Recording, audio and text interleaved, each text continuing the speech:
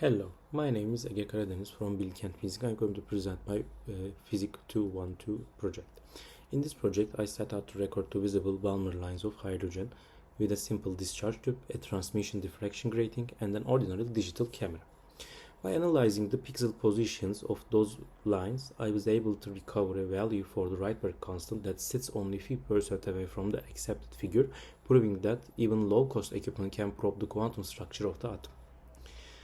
Now you can see the setup. A low pressure hydrogen tube is fixed vertically, so every point of the glowing column meets the grating at the same angle.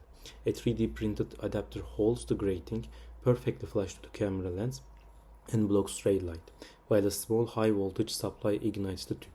That combination spreads the pink glow into the two bright spectral fans on either side of the zero order image. Let's recall the theory in one breath. Quantum mechanics tell us that an electron in hydrogen can occupy only certain energy levels. When it jumps down to the second level, it releases a photon whose wavelength is fixed by the celebrated Rydberg formula. On the optics side, the grating equation relates that wavelength to the diffraction angle, and the camera geometry translates the angle into a measurable pixel offset. Because the offset is small compared with the lens focal length, a simple linear approximation let us convert pixels straight into nanometers. Using image, I found the pixel distances, red H alpha and blue green H beta lines from the sentry. Feeding those numbers into the camera grating formula produced wavelengths that differ from the NIST standards by only a handful of percent.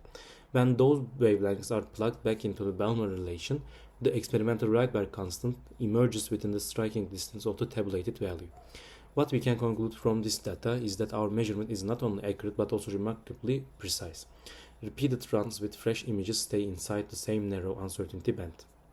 In short, a pocket-sized grating plus and a camera is enough to verify atomic quantization and to estimate fundamental constant with impressive fidelity. Thank you for watching.